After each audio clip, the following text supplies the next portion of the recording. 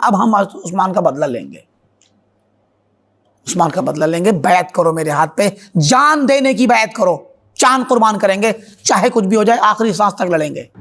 یہ عثمان غنی رضی اللہ تعالیٰ عنہ کی شخصیت اور یہ نام سنی اور غیر سنی کی پہچان ہے۔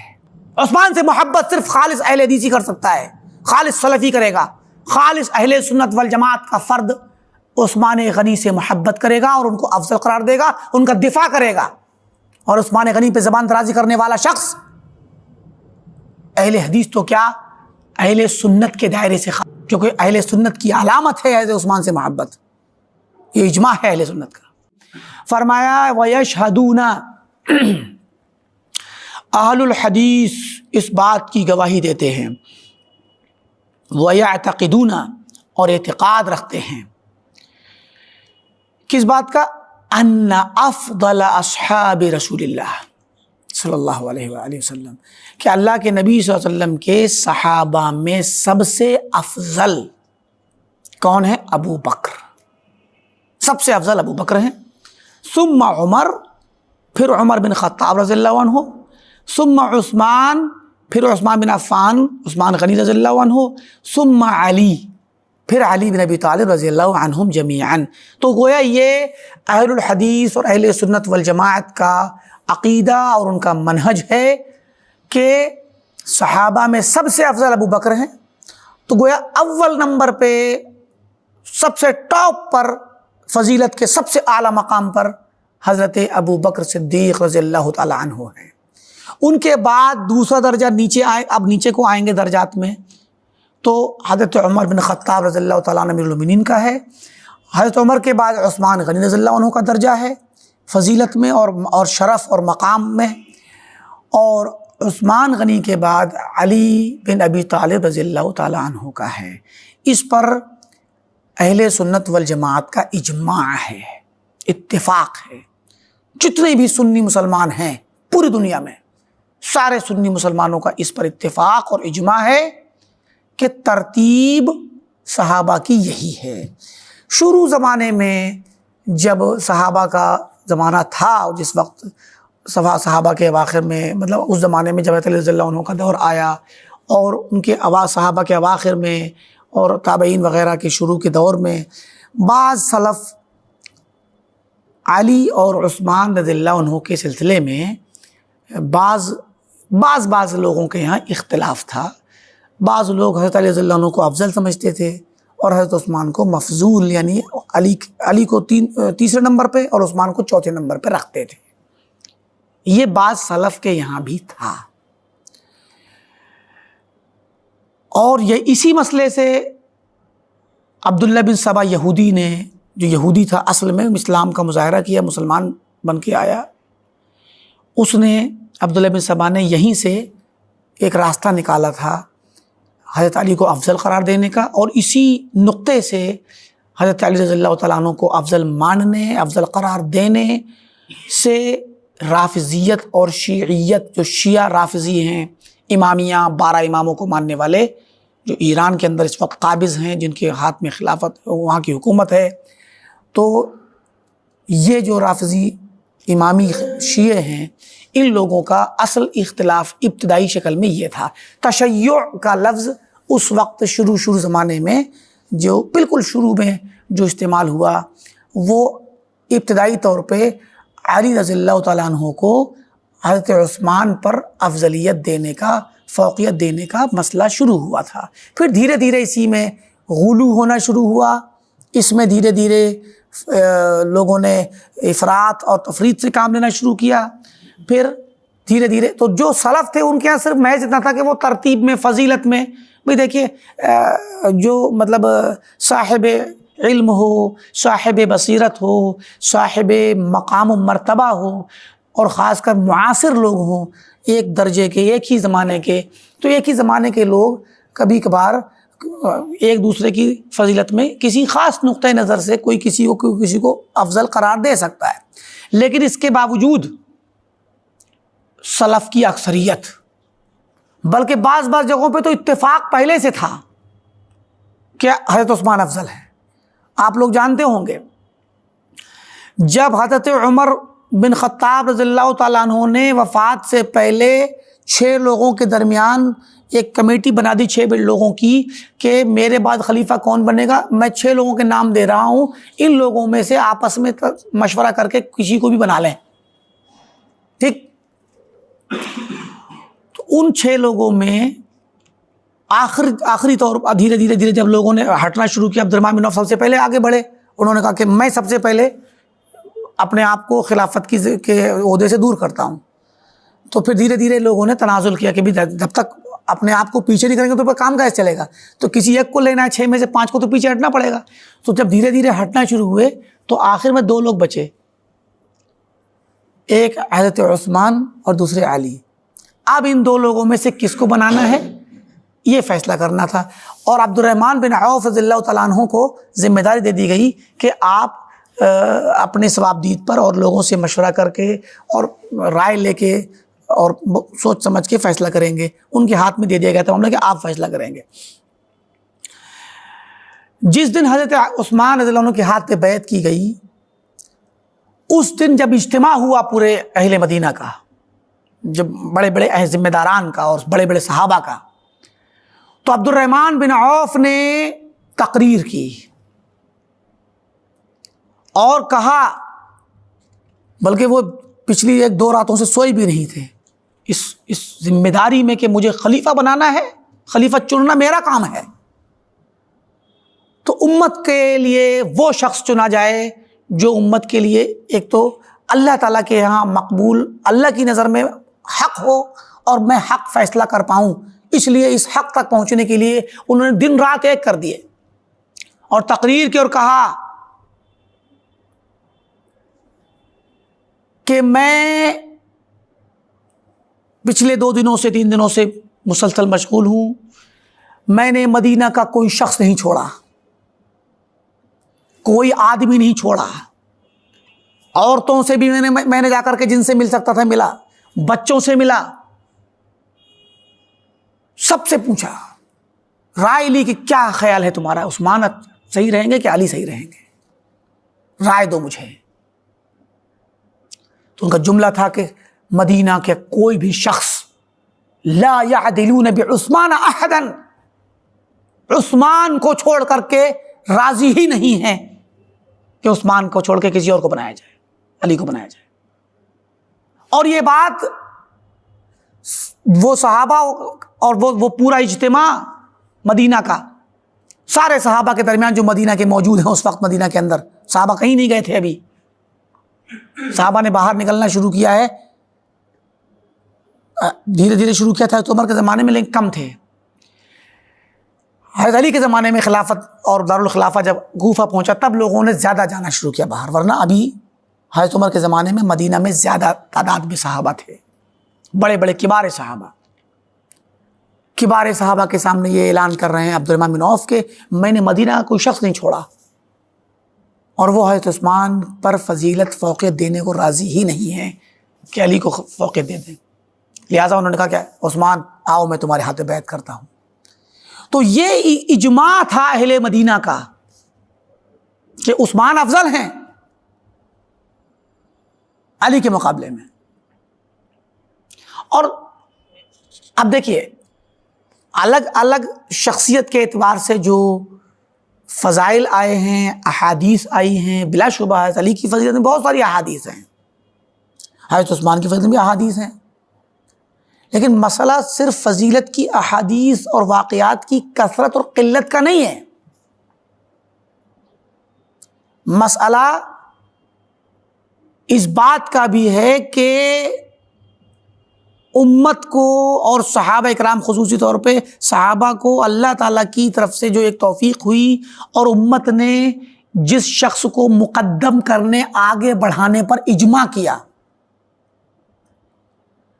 اور اجماع جو ہے جب اتفاق ہوتا ہے تو اتفاق اور اجماع، خاص کر صحابہ کے زمانے کا اجماع، یہ دلالت کرتا ہے اس بات پر کہ یہ اجماع کتاب و سنت کے مطابق ہے، صحابہ کی فہم ہے، اللہ کی توفیق ہے۔ لہذا حضرت عثمان رضی اللہ عنہ تو کے فضائل کو بھی اگر آپ دیکھ لیں، حضرت عثمان رضی اللہ عنہ کے فضائل نے موٹی موٹی کچھ چیزیں دیکھیے آپ. صلح حدیبیہ کے موقع پہ جب بیعت رضوان ہوئی، کس کی وجہ سے ہوئی تھی؟ حضرت عثمان کی وجہ سے. حضرت عثمان رضی اللہ عنہ کو بھیجا گیا تھا کہ آپ جا کے بات کیجئے مکہ والوں سے. وہ گئے لیکن لوٹنے میں دیر ہو گئی. خبر پھیل گئی کہ عثمان کو انہوں نے قتل کر دیا ہے. تو ایلچی جو بھیجا جاتا ہے یا جو قاصد بھیجا جاتا ہے یا امبیسڈر جو بھیجا جاتا ہے یا اس طرح کے ڈیلیگیشن جو جاتے ہیں گورنمنٹ کے، پرانے ہمیشہ کی تاریخی دور میں زمانہ جاہلیت سے یہ نظام رہا کہ کسی ایلچی کو یا کسی ڈیلیگیشن میں آئے ہوئے ایک یا دو فرد کوئی بھی ہو، کتنا ہی سخت بول دے آ کر کے، مگر اس کو وفد کو، سرکاری وفد کو مارا نہیں جاتا ہے. قاصد کو یا کسی سفیر کو نہیں مارا جاتا کہ ہمارے دشمن کا نمائندہ آیا اس کو ہی قتل کر دو. ایسا کوئی نہیں کرتا. یہ انسانیت کا اس پر اتفاق ہے اس بات پر. اور اگر کوئی کرتا ہے تو ایسا وہ بہت بڑا انسانی مجرم کہلاتا ہے، اور اس کے بعد سارے انسانوں کی قبائل اور ساری جماعتیں اور سارے ممالک اس کے خلاف ایکشن لیتے ہیں اور سب اتفاق کر لیتے ہیں. عموماً ایسا تاریخ میں رہا ہے. عثمان غنی رضی اللہ عنہ کے بارے میں جب خبر پھیلی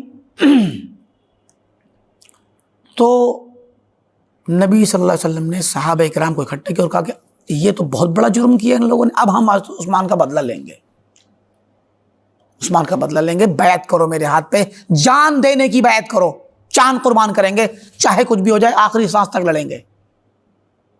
صحابہ کرام نے، حالانکہ وہ اس وقت پورے طور پر ہتھیاروں سے بھی لیس نہیں تھے، بہت زیادہ جنگ کے مقصد سے آئے ہی نہیں تھے. حدیبیہ کے موقع پہ تو عمرہ کرنے کے لیے آئے تھے، تو جنگ کے مقصد تھا ہی نہیں. لیکن اس کے باوجود 1400 صحابہ کرام کی جماعت اور پورے مکہ والوں سے لڑنے کے لیے، پورے شہر سے لڑنے کے لیے بیعت کر لی. اللہ کے نبی صلی اللہ علیہ وسلم کے فرمان پر، آپ کے ایک حکم پر سارے لوگوں نے اپنی جان آپ کے سامنے پیش کر دیا. رسول اللہ آپ کے ہاتھ پہ بیعت. رسول اللہ صلی اللہ علیہ وسلم نے اپنے ہاتھ پہ بیعت لی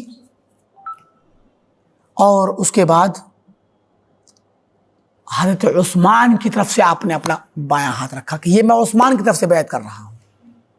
کتنی بڑی فضیلت ہے. عثمان رضی اللہ عنہ کی طرف سے آپ نے کہا کہ عثمان اگر ہوتے تو وہی بیعت کرتے، تو ان کی طرف سے میں بیعت کر رہا ہوں. ٹھیک، یہ ایک فضیلت اور شرف حضرت عثمان کو ملا. جنگ بدر کے موقع پر عثمان غنی رضی اللہ عنہ جنگ بدر میں شریک نہیں ہو سکے تھے، کیونکہ آپ صلی اللہ علیہ وسلم کی بیٹی، ایک بیٹی جو حضرت عثمان کے عقد میں 2 بیٹیاں تھیں آگے پیچھے، رقیہ اور ام کلثوم. تو اس وقت بالضبط ہمیں ذہن میں استحضار نہیں رہ گیا کہ کون سی بیٹی تھی جنگ بدر کے موقع پہ. تو کوئی بیٹی آپ کی، جو آپ کی حضرت عثمان کی بیوی تھی، زوجہ تھیں، وہ بیمار تھیں. تو ان کی بیماری میں تیمارداری کے لیے اللہ کے وسلم نے ان کو روک دیا تھا. وہ جانا چاہتے تھے بدر میں آپ کے ساتھ، لیکن آپ نے حضرت عثمان کو روک دیا کہ نہیں، تم اپنی بیوی کا خیال رکھو، وہ بیمار ہے، وہ آپ کی بیٹی بھی تھی، اس لیے آپ نے ان کا خیال رکھا. چونکہ ان کا پورا ارادہ تھا نکلنے کا، اور انہوں نے آپ سے اجازت مانگی تھی، میں یا رسول اللہ چلنا چاہتا ہوں، تو آپ نے روک دیا تھا. کیا ہوتا ہے، بیٹی کا اور ان کی بیوی کا انتقال ہو جاتا ہے. خیر، بعد میں انتقال ہو گیا. بدر کی غنیمت جب بانٹی گئی تو عثمان غنی کو بھی غنیمت کا حصہ دیا گیا. کیوں؟ کیونکہ عثمان غنی بدر کی جنگ میں آنا چاہتے تھے. اللہ کے نبی نے خود روکا تھا کہ تم رک جاؤ. گویا یہ بندہ مجاہدین میں شمار ہے، لیکن خلیفہ نے یا جو امیر المومنین اور نبی ہیں آپ صلی اللہ علیہ وسلم، امام ہیں امت کے، تو امام وقت نے گویا اپنے خصوصی حکم سے روک دیا تھا. تو اب عثمان رضی اللہ غنی جب رکے جنگ بدر سے، تو جنگ بدر سے بھاگ کر نہیں رکے یا بے رغبتی میں یا ڈر کر کے یا ایسے ہی، بلکہ آپ کو امام مسلمین اللہ کے وسلم نے روک دیا. تو اسی لیے آپ نے جب ان کے جذبے کو دیکھا اور اپنے حکم کو لاتے ہوئے آپ نے ان کو حصہ دیا. اتفاق دیکھیے، یہ بھی ان مسائل میں سے ہے، اعتراضات میں سے، جو اعتراضات ان ظالموں نے کیے تھے حضرت عثمان کے خلاف. جو لوگ اکٹھے ہو گئے تھے، نوجوان لوگ، اور انہوں نے کہا تھا باغیوں نے کہ آپ نے جنگ بدر میں شرکت کیوں نہیں کی؟ سارے لوگوں نے کیا، آپ نے کیوں نہیں کی؟ حضرت عثمان نے کہا بھائی میں تو جا رہا تھا، مجھے اللہ کے نبی نے روکا تھا. اور آپ کی بیٹی بیمار تھی، میری بیوی تھی وہ، تو اس کی تیمارداری کے لیے آپ نے روکا، اور پھر مجھے جنگ بدر میں شریک مانا گیا، مجھے جنگ بدر کی غنیمت میں حصہ دیا گیا۔ تو یہ بھی ایک فضیلت ہے، حضرت عثمان کی بڑی اہم فضیلت ہے کہ ایک مجاہد کو شریک نہ ہو کر کے بھی ان کو غنیمت کا حصہ دیا گیا، گویا ان کو شریک مانا گیا جنگ بدر میں۔ اس کے علاوہ آپ کی ایک بیٹی کا انتقال ہوا، پھر آپ نے دوسری بیٹی عقد میں دے دی،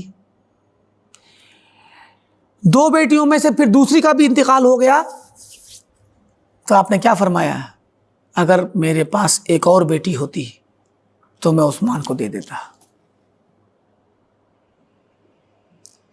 عثمان غنی رضی اللہ عنہ کی فضیلت کے بہت سے واقعات ہیں، یہ تو ہم نے مثال کے طور پر پیش کر دیے۔ ایک مرتبہ آپ صلی اللہ علیہ وسلم بیٹھے ہوئے تھے کنویں پہ، تو آپ کا ازار، آپ کی جو تہبند تھا وہ تھوڑا سا ہٹا ہوا تھا، آپ کی ران دکھ رہی تھی۔ ابو بکر صدیق رضی اللہ عنہ آئے، آ کر بیٹھ گئے، آپ نے کپڑا نہیں سمیٹا۔ عمر فاروق رضی اللہ عنہ آئے، آ کے بیٹھ گئے، آپ نے کپڑا نہیں سمیٹا۔ عثمان غنی آئے، آپ نے فوراً کپڑا سمیٹ لیا۔ پوچھا گیا یا رسول اللہ آپ نے ایسا کیوں کیا؟ تو آپ نے فرمایا الا استحیی ممن تستحی منہ الملائکہ، کیا میں اس شخص سے شرم نہ کروں جس سے فرشتے بھی شرماتے ہیں؟ عثمان غنی رضی اللہ تعالیٰ عنہ کی یہ فضیلت ہے۔ اس کے علاوہ بہت ساری فضیلتیں ہیں۔ آپ صلی اللہ علیہ وسلم نے جنگ تبوک کے موقع پر کہا کہ من جہز جیش العسرہ فلہ الجنہ، جس نے اس فوج کو تیار کرنے میں، غزوہ تبوک کے لیے فوج کی تیاری میں جس نے حصہ لیا، میں اس کو جنت کی خوشخبری دیتا ہوں۔ حضرت عثمان نے کہا یا رسول اللہ میری طرف سے 100 اونٹ، میری طرف سے یہ اونٹ، میری طرف سے یہ اونٹ، میری طرف سے یہ دینار درہم، کئی بار آپ نے کہا، 3 بار آپ نے کہا، 3 بار آپ حضرت عثمان غنی بولتے گئے، اور آپ نے کہا کہ جو ہے ما ضر عثمان ما عمل بعد اليوم، آج کے بعد عثمان کچھ بھی کر لے عثمان کو کوئی نقصان نہیں ہوگا، جنت اس کے لیے واجب ہو گئی۔ تو عثمان غنی رضی اللہ عنہ کی بہت ساری فضیلتیں ہیں، بہت سارے مقام ہیں، اور ان سب کے ساتھ ساتھ امت کا اس پر اجماع ہے کہ عثمان غنی رضی اللہ تعالیٰ عنہ ترتیب میں 3 نمبر پہ ہیں، اور 4 نمبر پہ حضرت علی رضی اللہ تعالیٰ عنہ۔ پھر جب شروع کے دنوں کے بعد اختلاف جو رہا سلف کے درمیان، بعض سلف کے یہاں ایک موقف یہ تھا کہ وہ پرانے سلف کا مطلب وہ تابعین، تبع تابعین کے کبار ائمہ علماء میں سے بعض لوگ توقف کے قائل تھے۔ وہ کہتے تھے کہ عثمان افضل کے، علی ہمیں نہیں کچھ کہنا، بس خاموش رہو۔ تو یہ بعض موقعوں پہ بعض ائمہ کا اس طرح کا موقف ہوتا ہے، ہوا کرتا ہے، کبھی کبھی حالات کو دیکھ کر کے وہ درمیانی راہ نکالتے ہیں کہ مثلا اگر کسی جگہ پہ ایسے لوگ زیادہ ہیں جو اس فریق کی طرف زیادہ جھکاؤ رکھتے ہیں، اور آپ کا جھکاؤ دوسرے فریق کی طرف ہے، تو اتفاق سے اس فتنے کو میٹنے کے لیے کہ جنگ لڑائی جھگڑا نہ ہو اور آپس میں نفرتیں نہ پھیلیں، اور یہ چیزیں بڑے جھگڑوں اور بڑی تعصب کا سبب نہ بن جائے، تو بعض ائمہ اس بات کو بھی اس طرح کی بات، درمیانی بات کہہ دیا کرتے تھے کہ جس سے جھگڑا ختم ہو گئی۔ ایک طرح سے دیکھا جائے تو اگر یعنی یوں ہی مسئلہ دیکھا جائے تو بہت بڑا ہمارے اور آپ کے یا ایک عام انسان کے لیے اس کی عملی زندگی میں کوئی اثر نہیں اس مسئلے کا۔ عملی زندگی میں بھئی عثمان افضل ہوں یا علی افضل ہوں، دونوں میں سے جو بھی ترتیب میں 3 نمبر پہ ہو، آپ کے عمل کا کیا تعلق ہے اس سے، اور آپ کے ایمان کا کیا تعلق ہے؟ بھئی ایمان تو ہمیں جو اللہ پہ، رسول پہ، اور کتابوں پہ، فرشتوں پہ، آخرت پہ جو رکھنا ہے، تقدیر پہ، وہ ہمارا ایمان مکمل ہے۔ لیکن ابتدائی طور پہ جب یہ مسئلہ آتا ہے تو ہمیں اس میں کوئی خاص فرق نہیں پڑتا۔ بعد میں یہ مسئلہ، اسی لیے بعض لوگوں نے کیا کیا، توقف کے بولے کچھ مت بولو، اس میں کوئی کسی کو فضیلت قرار نہیں دے گا، ہم بھی جو ہے کچھ نہیں بولیں گے۔ تو یہ بھی ایک موقف تھا۔ لیکن کچھ دنوں کے بعد ہی جب یہ رافضیوں کی، شیعوں کی بدعتیں بڑھتی چلی گئیں اور ان کا غلو پیدا ہوتا چلا گیا، تو پھر بلکہ خاص طور سے خوارج کا زمانہ آیا۔ حضرت علی کے زمانے میں خوارج نکلے، خوارج نے حضرت عثمان کو بھی تکفیر کی۔ ان لوگوں نے جنہوں نے حضرت عثمان کو شہید کیا، وہ لوگ بھی حضرت عثمان کی اس طرح کے وہ کرتے تھے، سخت تھے، مخالف تھے، بلکہ بعض جو ہے اس طرح سے انہوں نے ان کو جس طرح شہید کیا اور مسلمان ہی نہیں سمجھتے تھے، مطلب اس طرح کی جو باتیں آئیں۔ اور یہ اتفاق دیکھیے کہ جو خوارج نے کام شروع کیا، حضرت عثمان کی بھی تکفیر کی، حضرت علی کی بھی تکفیر کی، تو وہاں سے دھیرے دھیرے رافضیوں نے بھی حضرت عثمان سے بغض رکھا. بے رافضی شیعہ ابو بکر سے بھی بغض رکھتے ہیں اور عمر سے بھی بغض رکھتے ہیں، عثمان سے بھی رضی اللہ عنہم جمیعاً، تینوں سے بغض رکھتے ہیں. تینوں کا لے دیتے، کہتے کہ یہ غاصب ہیں، انہوں نے علی کا حق غصب کر لیا. خیر یہ باب الگ ہے، انشاءاللہ کسی دوسرے موقع پہ مستقل اس مسئلے پہ آئیں گے.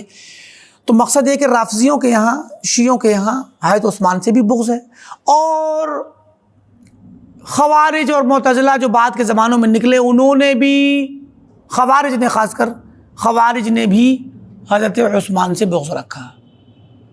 تو اہل علم کہتے ہیں، علماء اس بات پر زور دیتے ہیں، اس بات پر کہ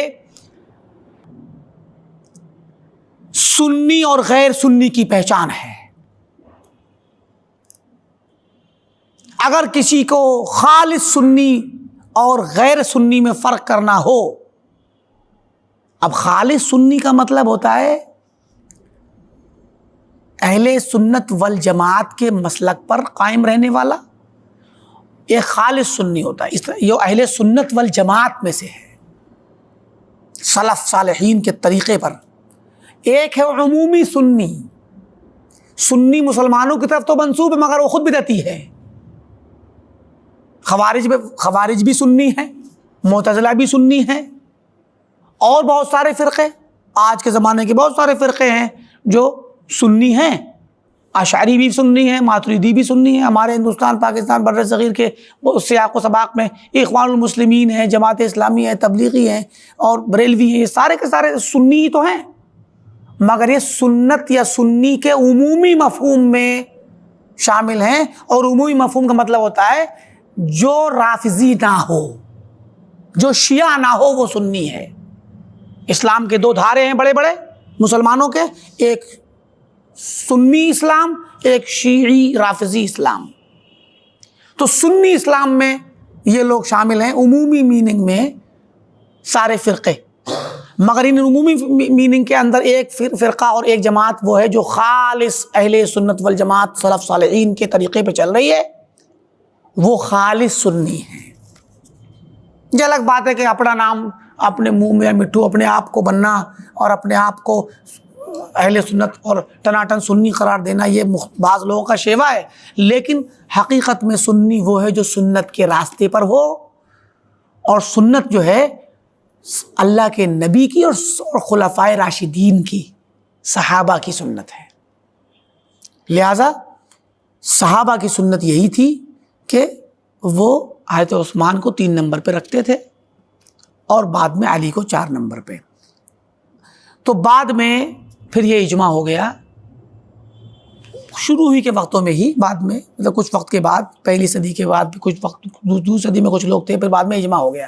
اجماع ہو گیا اس بات پر کہ ترتیب اب یہی ہوگی. اور اس کے بعد پھر اب کیا ہوا، بعد کے وقتوں میں، آج کے وقت میں کوئی کہے کہ نہیں علی افضل ہے، عثمان مفضول ہے. کوئی کہے میں یہ عقیدہ رکھوں گا کہ سب سے 1 نمبر پہ ابو بکر، 2 نمبر پہ عمر رضی اللہ عنہ، 3 نمبر پہ علی اور 4 پہ عثمان. کوئی کہے کہ نہیں یہ سلف کے یہاں تھا شروع زمانے میں، میں اسی پہ رہوں گا. تو یہ بات آج کے وقت میں قبول نہیں ہوگی، کیونکہ جن سلف نے شروع میں اختلاف رکھا تھا ان کے لیے اختلاف کی گنجائش تھی، لیکن اس اختلاف کے بعد پوری امت کا اجماع ہو گیا ترتیب پر، پہلی چیز، اور صدیوں سے اب اجماع ہے. اس کے بعد حضرت علی کو ائمہ ثلاثہ یعنی خلفائے ثلاثہ میں سے کسی پر بھی تفضیل افضل قرار دینا اب اہل سنت کا شیوا نہیں رہا، بلکہ یہ رافضیوں کا شیوا بن گیا. چاہے تینوں پہ افضل قرار دیں یا کم سے کم کسی نہ کسی جگہ پہ موقع پا کر کے کسی ایک پر، تو کسی ایک پر بھی چاہے ابو بکر پہ افضل قرار دیں یا عمر پہ افضل قرار دیں یا عثمان پہ، یہ شیوا کس کا ہے؟ رافضیوں کا اور شیعوں کا. لہٰذا آج کے وقت میں کوئی کہے کہ نہیں میں اس قول کو اپناؤں گا، یہ قول اب اپنانا سنت سے نکلنے کی بات ہے، سنت کے باہر جانے کی بات ہے. بلکہ اہل سنت اور اہل حدیث اور سلفی اور اہل سنت والجماعت میں سے ہونے کے لیے ضروری ہے کہ اب وہ شخص اس ترتیب کو ضرور برقرار رکھے. کچھ مسائل ایسے ہوتے ہیں کہ ان مسائل میں اتباع اسی طریقے سے کرنا واجب ہے. اگر اس میں مخالفت کی تو آپ سنت کے راستے سے نکل گئے. یعنی کسی انسان کو آپ کوئی کتنا ہی رفع دین کرتا ہو، کتنا ہی آمین پڑھتا ہو، کتنا ہی سورہ فاتحہ پڑھتا ہو، کتنا ہی تقلید کا مخالف ہو اور مسائل ہوں، لیکن اگر وہ مثال اس مسئلے میں آ کر کے کہے کہ نہیں میں علی کو افضل مانتا ہوں اور عثمان کو نہیں، تو وہ اہل حدیث نہیں ہے. یہ ہو گیا ترتیب کا مسئلہ. تو یہ پہچان بعد کے وقتوں میں. تو یہ ایک مسئلہ، اور بھی مسائل آئیں گے جن کو ہم جہاں بتائیں گے کہ اس مسئلے میں، ایسے مسئلے میں مخالفت کری تو پھر یہ دائرے سے نکل جائے گا باہر، کتنا ہی وہ رفع دین کا اور آمین کا اور سورہ فاتحہ کا تبلیغ کرنے والا ہو، اہل حدیث شمار ہی نہیں ہوگا، وہ سلفی شمار نہیں ہوگا. کچھ مسائل ہیں، اصول مسائل، پہچان، اہل سنت کی پہچان والے مسائل، ان میں سے ہے. تو باتیں چل رہی تھی، بعض اہل علم نے کہا ہے کہ عثمان کا نام یہ محک ہے، معیار، کسوٹی ہے، کسوٹی. عثمان کا نام سن کر کے جس کے چہرے پہ شکن آ جائے وہ اہل حدیث نہیں ہے، وہ سلفی نہیں ہے، وہ اہل سنت والجماعت میں سے نہیں ہے. کیونکہ عثمان کے متعلق سارے بدعتیوں کی نفرت اکٹھی ہو گئی ہے عثمان کی شخصیت میں. عثمان سے محبت صرف خالص اہل حدیث ہی کر سکتا ہے، خالص سلفی کرے گا، خالص اہل سنت والجماعت کا فرد عثمان غنی سے محبت کرے گا اور ان کو افضل قرار دے گا، ان کا دفاع کرے گا. اور عثمان غنی پہ زبان درازی کرنے والا شخص اہل حدیث تو کیا، اہل سنت کے دائرے سے خارج ہے، وہ رافضہ کے اس میں جا کے ٹھہرے گا، رافضی شیعوں کے دھڑے میں جائے. کیونکہ اہل سنت کی علامت ہے اہل عثمان سے محبت، یہ اجماع ہے اہل سنت کا.